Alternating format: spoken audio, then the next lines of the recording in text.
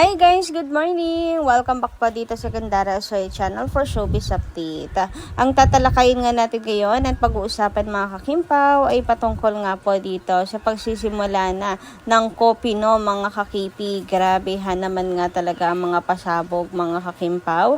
Ang dami pong mga magagandang balita, to be honest, ngayon kung saan masasabi kong talagang tinatabunan ng Kimpaw ang lahat ng mga negatives nitong mga nakaraang araw. Alam niyo yun, ang Panginoon kumikilos mga kakimpaw, and mas nananaig po ang syempre ang kabutihan. Pero syempre bago pa ang lahat, sa mga hindi pa nakaka-subscribe sa ating channel, pakiclick lang po tayo natin subscribe button at notification bell na nariyan sa baba para maging updated po kayo sa mga susunod nating chika.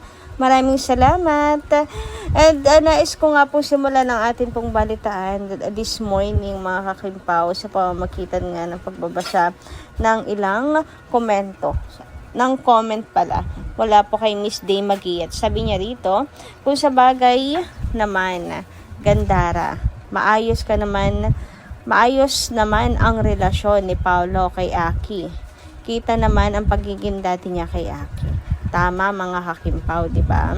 Saka hindi kasi nagpapabaya si Paolo Avellino bilang isang ama mga kakipi. So hiwalay man sila ni LJ, pero yung pagiging ama ni Paolo Avellino ay nandoon pa rin. And kudos din kay LJ, di ba? Kailangan din natin purihin si LJ sa pagbibigay po niya. Yung iba kasi hindi talaga kaya, although obligasyon yon ng magulang, pero yung iba hindi kaya talaga na ipapahiram ang anak nila. Gusto hingi ko sustento lang. Pero kudos kay LJ, maayos ang kanilang relationship ni Paolo in co-parenting. Anyway, sabi pa niya dito, William Gandara, totoo ba ito? May nakita akong post sa Kimpaw Fanatic. Ang caption ay ito, ayan, magwala ka para makalimutan. Sa comment naman ay ito, hiwalay na ba ang Kimpaw? Sa bagay, hindi naman sila mag-jowa. Tandem for work only.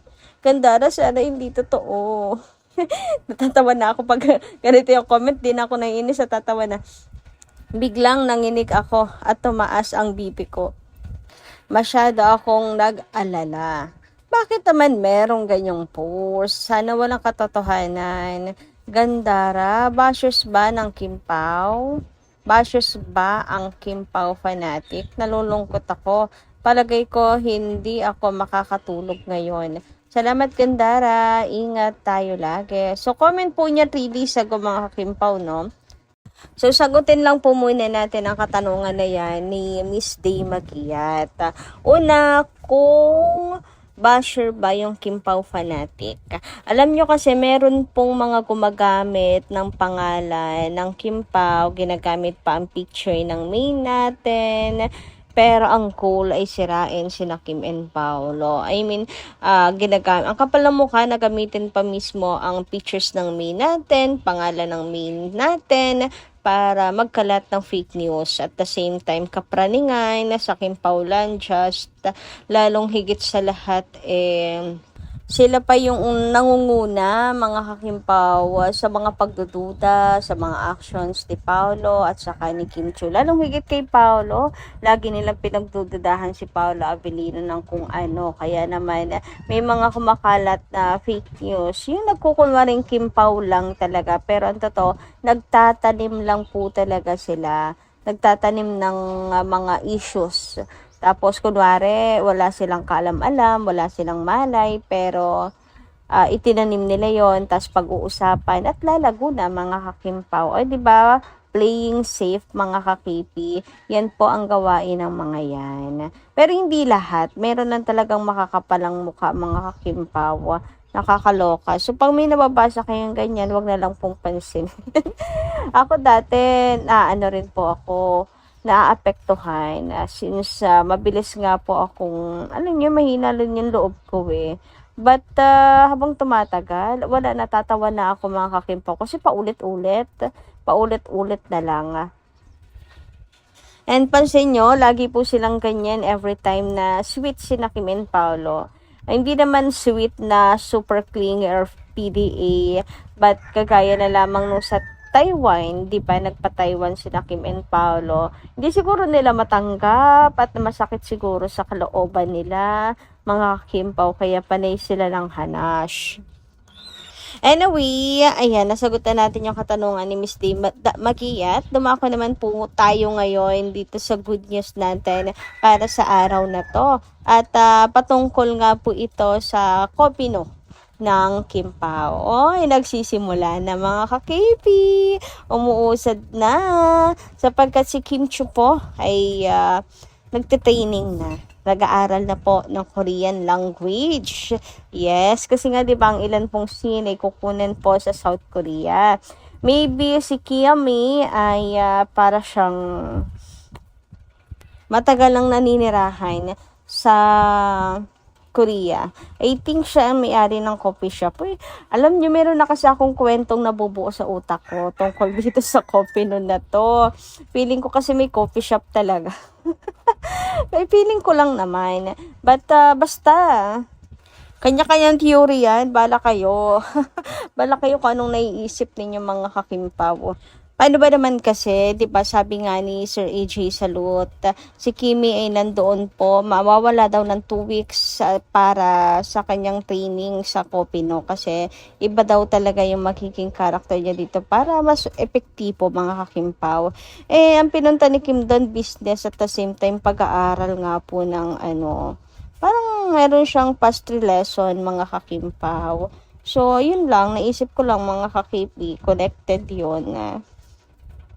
Pero 99% mali ako. 99%, 1% lang pala yung chance na tama. But anyway, ayan na nga. Malalaman din natin yan, mga kakimpaw.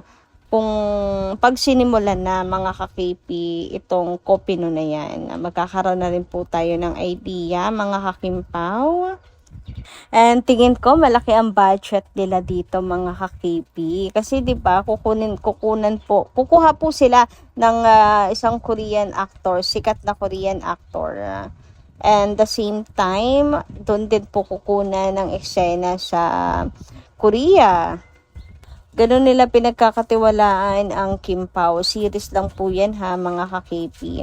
Hindi po movie. Anyway, nag-aaral lang nga po si Chinita Princess ngayon ng Korean language mga kakimpaw, and marami na pong na-excite kagaya ko, super na-excite na po ako, and marami na rin nga ang nagtatanong kung kailan nga ba magsisimula ang shooting nila mga kakimpaw. Kailan nga kaya sila magsisimula mga ka-KP? Kailan ang punta ng Korea and all ganyan.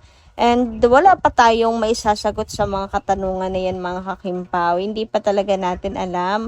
Wala pa rin pong clue na ibinibigay si Miss Carl, mga kakimpaw, kung kailan po mag-start ang taping or ang shooting nila Kim and Paolo. Pero ayun nga, can't wait for Kopino na. Super, sabi nga ni Chani, can't wait na for hashtag Kopino. Kailan kaya start ang taping nila? Ayan. Sabay-sabay po nating antabayanan yan mga kakimpaw kung kailan. Ang importante po sa ngayon ay mayroong pag-usad na mga kakimpaw. And sabi nga dito, ang galing na raw ni Kimi mag-Korean eh. Ang bilis lang din talaga matuto ni Chinita Princess, no, mga kakimpaw. Kasi kung ako yan, anak ko, abutin tayo ng siyam-siyam sa hina mag-memorize. Pero si Kimi, with accent pa ata, ay talaga naman ang bilis matuto at makakabisa ni Chinita Princess. Ultimo nga po sayaw eh, kahit hindi isang beses lang mag-rehearse si Kimi, isang beses lang mag-practice, kabisado. Nalala ko yung parang sa Pinoy Big Brother ata yun mga ka-KP. Yung siya, production number ni Kimi para sa Big Night. Hanga nga po sila kay Kimi na kabisado hindi naman daw po nag-practice si Chinita Princess. Kaya naman for sure mga kakimpaw dito sa Kopi, no, hindi natin makikita si Chinita Princess mga kakimpaw, kundi ang kanyang character talaga kasi mag-iibang tao siya mga kakipi. Excited na ako na marinig na mag-Korean na si Chinita Princess. Anyway, dumako naman tayo dito sa comment ni Ma'am Walhati Tenedero. Sabi niya rito, sana naman hindi lahat naibigay ni Kim kay ex ang buhay niya. Yung pagkabirhen niya, hindi niya naisuko kay ex. Dahil pagdating ng panahon na magkandaong palad yung lalaking gusto niya makasama, habang buhay ay sumbatan siya. Pero kung dalisay siyang mamahalin ng lalaki, harangan man ang sibat, makamit lang siya. Ay, grabe naman si Ma'am Walhati, napakamakata naman ito, madam. But anyway, naniniwala ako na hindi po naibigay ang bandera Ma'am Walhati Tenedero dahil napaka-conservative pong tao ni Kim, and Chinese din kasi siya mga kakimpaw. So, ayun, nasa ano rin po talaga niya yan, dugo mga kakipi ang pagiging conservative mga kakimpaw. So, naniniwala ako doon na magandang regalo niya ito kay Paula Avellino in their marriage. For sure, isa to sa mga sekreto ni Kimi sa kanyang buhay na hindi nalalaman ng lahat, na paniguradong mabubulaga sila at magugulat talaga sa balita. Pero bakit ba natin pinag-uusapan to dito mga kakimpaw? Masyado lang private po ang ganitong bagay. Huwag na natin pag-usapan. Anyway, hanggang dito lang muna ang ating update. Maraming salamat kayo sa inyo pakikinigan. Kita-kits po tayo muli sa mga susunod natin chika. Maraming salamat. Ingat po kayo palagi.